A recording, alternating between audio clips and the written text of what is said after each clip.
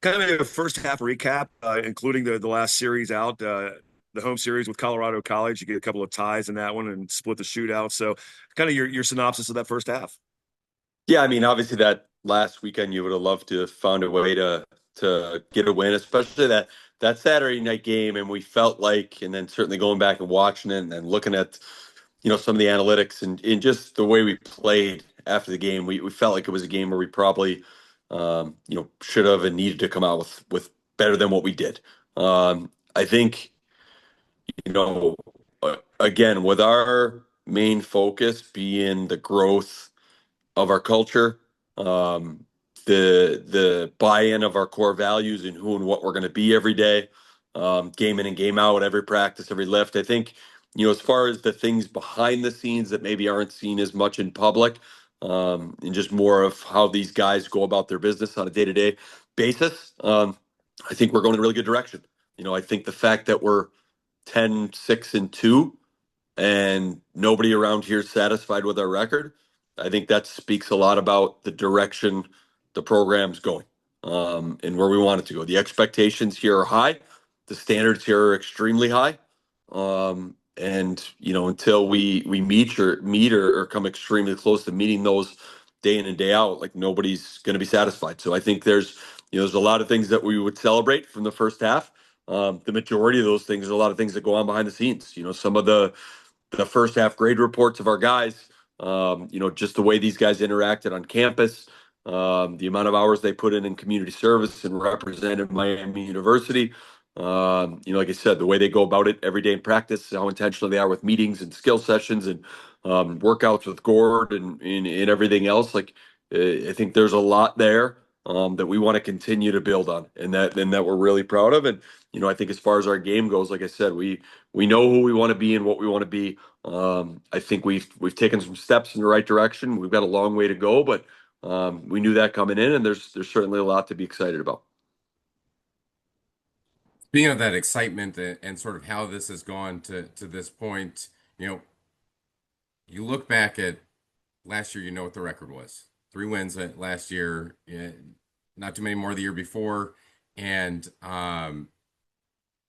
where the expectations have come, both internally, externally. The fact that come away with a good weekend against Colorado College, but you wanted more, and you thought that you had more, and you had um, felt like you really wanted to come away with a win. What I know that you've been talking about it for since you got here. That this is that you we want to get Miami back. You want to get set the expectations high. But what does that say about where expectations have come now?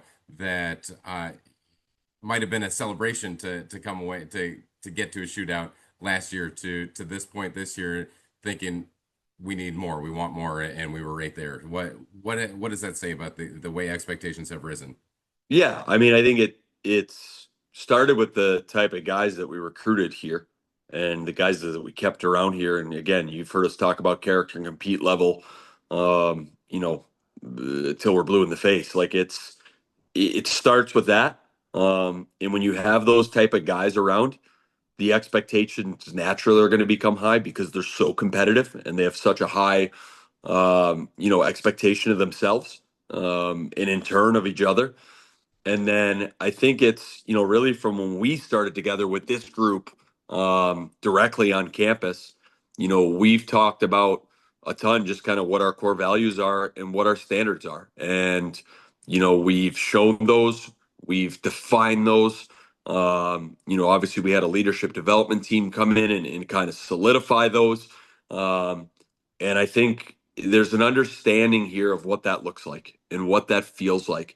And when we say those things are not just words, like there's expectations, there's pictures, there's video, there's everything behind it. Um, and it's hard. It's hard to play to that standard every single day. It's hard to practice that standard every day. And I think that anything less than that is unacceptable to our guys. Like it just is. And I think they've done a good job of buying into it. I think they've done a good job of number one, holding themselves accountable. And then, once they do, then holding other guys accountable to that standard. But it's what we set out to do. It's why the guys sitting in that room are the guys sitting in that room. We want to be tough, disciplined, and passionate, and we want to get that brotherhood built back to where it's not just a word on the wall, and it's not just a saying, but it is who and what we are every single day, and it's how we look at each other and how we treat each other and how we hold each other accountable as if we're brothers. And I think that is an everyday process. So again, I would probably, and I not probably, I know I'd be saying the same thing if our record was the exact opposite of what it was right now, or if we'd won 15 games or 4 games. Those are the things that matters, and those things are going to continue to be at the forefront. Our core values and standards are what we're. That's what we're worried about. That's what we're chasing. And we feel like in turn, and I said it from the first press conference I had here, in turn, winning will take care of itself. And we feel like that's where we're going to keep our focus. We haven't really talked about standings or playoffs or rankings or anything like that. It's who and what we are every day that matters, and we've got to keep it there. Looking ahead at Michigan Tech, they have a really good forward group, penalty kill, and really good goalie. What kind of challenges do they present when looking at them? Yeah, it's a program that's been where they've been the last number of years for a reason. I mean, obviously they've been a force in the CCHA. They've been a team that's made a lot of national tournaments. They've been a team that's made a lot of noise on the national level, and it's as storied of a program as there is in college hockey. So, and obviously it's a tournament that comes with a great amount of pride along with it. It means a lot to their university, their program, and obviously the state of Michigan. And it's going to be as challenging of a game as we've been a part of all year. So you said it. I mean, they've got, obviously an elite goaltender who we've seen once before. We feel like, you look at a lot of their numbers speak for themselves and some of the point totals that their forward group has. And just knowing a lot of their guys from over the years through whether it's, previous to looking at them from a recruiting lens, or a lot of the guys maybe haven't coached against them and scouted them when you were running a draft in junior hockey. Like, it's not by chance that they've gotten to where they have nationally the last number of years, and they're well coached and they're disciplined and they play hard and they've got a lot of ability. So for your team and preparing for this, it's a little bit different than it was this time last year when you took over the reins, where you had over a month of no game action. So how important is it for you to get these guys back in here, and what this week of practice is going to be like, even with the holiday coming up in a couple of days, and then playing a weird kind of Sunday, Monday type, but so much different than it was a year ago? Yeah, I mean, I think it's the perfect break. Like, we played the Friday, Saturday game against CC. I mean, even talking to most of the guys today, and just they were ready to be back. Again, you go home, you see family, you see your friends, you kind of check all those boxes. But at the end of the day, these guys love being here. And they love being around each other, and they love competing, and they practice and wearing that jersey. So they were ready to be back. Obviously, today was a day more of kind of just getting their hands and their feet back under them after a week off the ice. We'll ramp things up tomorrow. We'll have a great day together on Christmas, and then we'll have a couple more practices and head to the GLI. And like I said, I think it's a good amount of time off. I don't necessarily think that the day of the game. I mean, in hockey, when you're in season, you don't. There's really no days. You don't feel. I know people in the real world feel what a Monday's like, or a Saturday's like, or a weekend's like. Like in hockey, in the season, there's game day, there's off day, and there's practice day. That's all you feel. So for us, it's today's the practice day. Tomorrow will be a practice day. Christmas will be an off day, and obviously we'll have those game days, which will be Sunday, Monday, and we'll get into the normal routine that we do. And again, it's as big of a stage and as important of a game as we'll play all year, and really really excited to be part of it. Sort of recap the first half and got your feelings on that. Now looking ahead, as we look towards the schedule that's laid out in front of you, after this tournament, a little bit of time off, and then you've got Arizona State, a team that you've beat once this season, but has started to turn it up. You've got Omaha, who had high expectations, kind of started out well and has hit a little bit of a rough patch. But what does it take as we look forward to these games, the GLI, and then even beyond, to continue to generate those additional scoring opportunities and putting more pucks in the net to get some wins in those games? Yeah, I mean, we've got to just continue to take strides to be better. We've got to learn from the first half of the things we liked and what made us successful. I think we've been together long enough now where there's a really good understanding of why we practice the things we do, why we show the things we do in video, why we celebrate the things that we do, when we show team video, and what makes us successful here, and what's going to continue to make us successful here. So, we got to be the best version of ourselves. It's 16 games, which in hockey terms is, I mean, it's over like that. That's not even a full playoff run in most leagues. So I think for our guys, it narrows the focus on just how important every single game is, and just how intentional we need to be with every practice and video session and skill session. And again, we've put ourselves in a position, which is what we wanted to do, to play extremely meaningful games at the most important time of the year. Those are the type of games where you grow. Those are the type of games where you get better. Those are the type of games where you come to a program like Miami to play in the NCHC. You get a chance to play in the GLI, which I've been saying for a couple weeks now is as storied of an in-season tournament as there is in our game. And then you get a chance to play 14 more NCHC games against the best teams in the country. And it's like that's why you come here. That's what you want to be a part of. And our big thing is as much a youth as there is on this team, and as much as there is to look forward to beyond this season. Like this is the last run for this group. And obviously we've got some seniors and some guys that have put a lot into this program. And I know how much it means to those guys. In one day, even if you're a freshman, you'll be in that seat. So we want to make sure we don't let a minute go by, no matter what it is, even if it's a team meal together. Like we want to enjoy those moments together. And I think the more you enjoy those moments, the more it makes you want to fight to extend things and keep things going and spend more time around each other, in doing what we love together. So that's what we're trying to do. Again, we've got a long way to go in getting this team to where we want to this year specifically. The good thing is we've got plenty of time here, and obviously, now in J term where a lot of guys are just hockey players. There's not school and a real, I guess, ability or opportunity to focus on just being a hockey player for a couple weeks. Maybe a lot like what these guys were going through in junior hockey, and like I said, some real meaningful games that are going to be they're going to be competitive. They're going to be hard fought, and really, it's like playoff hockey the rest of the year, which is the best type of hockey there is.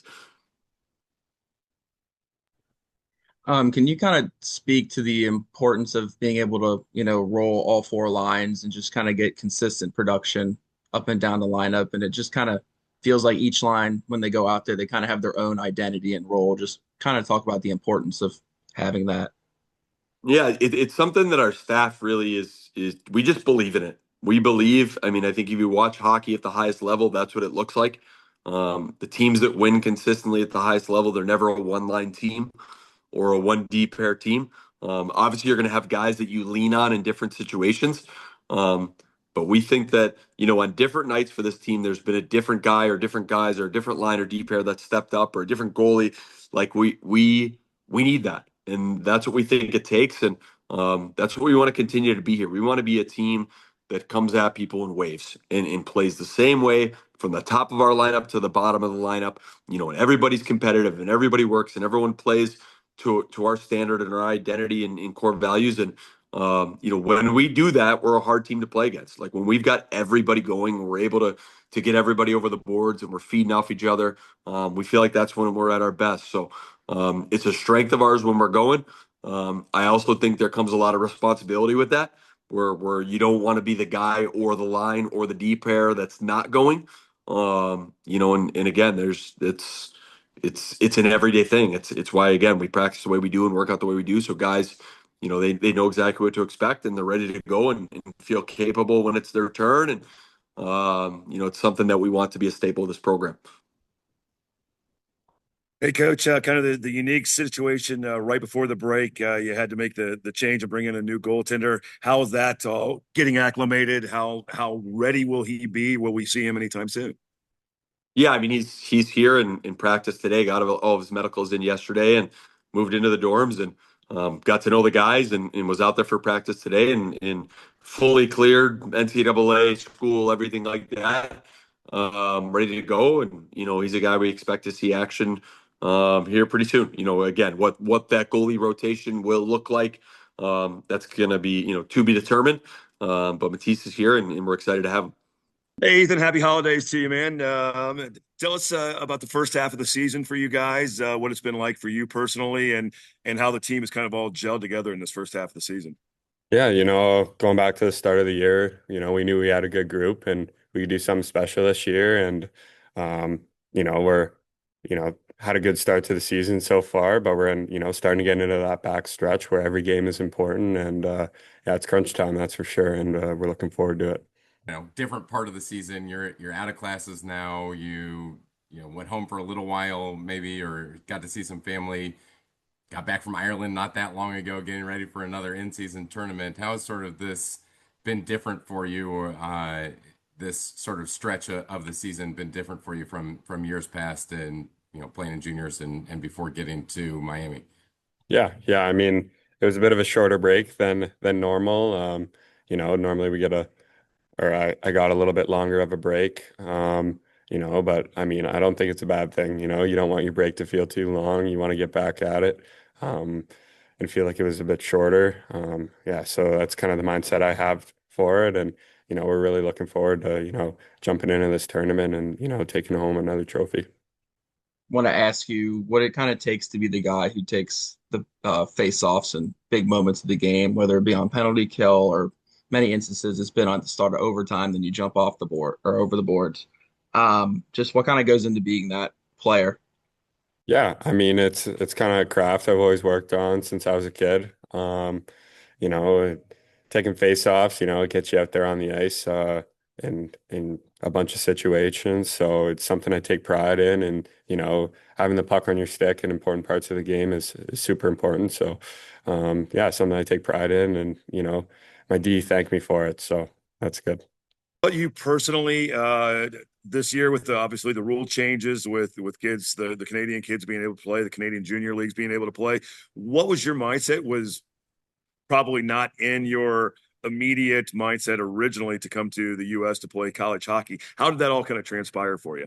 Yeah, I mean, it was yeah, playing college hockey, I thought I gave that up when I was 16 years old and chose to go the O route.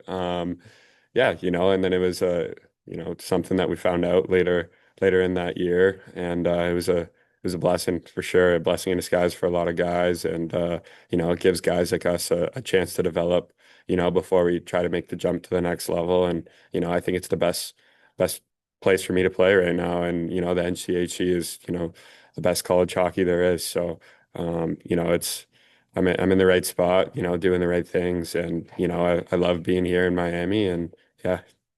Last time out, I'm going to go back to faceoffs a little bit more. In your last time out, you mentioned the NCHC, how tough it is to play there. You go up against some of the best players in college hockey, and you went up against one of the elite face-off guys in from Colorado College in Vanebergs, and able to, you know, win a whole bunch of face-offs off of him. What was that like going up against some of the top talent there, and what does that say about your game and your dedication to that part of the craft to be able to take a whole bunch away from him? Yeah, yeah. I actually I played with him quite a bit when I was in Tampa with him, and he's a great guy, great face-off guy. Yeah, so I learned a couple of things from him, and I study my opponents pretty well before the games. Nazi sends me some clips, so I'm able to see what they do, and kind of have a game plan going into it, and yeah, it worked out. Your approach on the penalty kill and just kind of some areas you feel that you guys can kind of sort of clean up or improve in the second half on the kill. Yeah, yeah, for sure. I mean, you know, we've had hot streaks and cold streaks. Consistency is, the best thing you can have with the penalty kill. You know, just I think noticing like since the start of the year, we've really, been able to identify when we're pressuring a lot more, you know what I mean? And choosing our spots, the pressure, and I think we've gotten a lot better at that. Some stick detail stuff. Needs some cleaning up, some clears and stuff like that. But, that's stuff we're working on. And, our PK is going to be big in this tournament coming up. So, we want that to be, we want our special teams to be elite. So that's what wins hockey games. So. Be the second time the team has played in a tournament where you're kind of preparing for three teams over a 2 game stretch. So what's it like for the team for you guys kind of getting ready? What do you know about Michigan Tech and then well, we already played Ferris State, so you kind of know a little bit about them, but also Michigan State.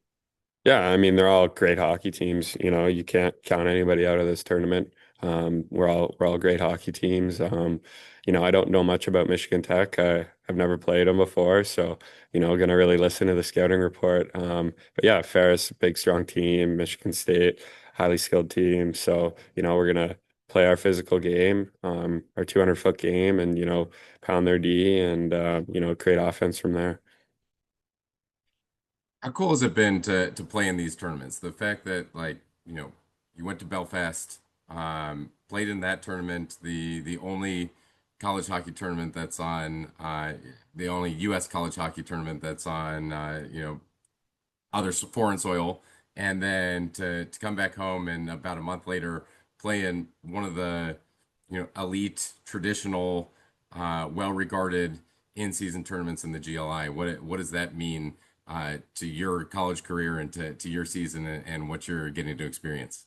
Yeah, I mean it's pretty surreal. Getting to go to Ireland was a once in a lifetime opportunity, and you know we made the most of it. You know we had a good time together, focused on hockey as well, and you know was able to bring home the chip. And yeah, I mean going in this tournament in the GLI, it's something to look forward to. You know, highly regarded tournament, a lot of history. So it's a big one. You know, we want to get our name out there as Miami, and you know start climbing back up the rankings, and you know winning this tournament would be a great way to do that. So yeah, looking forward to it.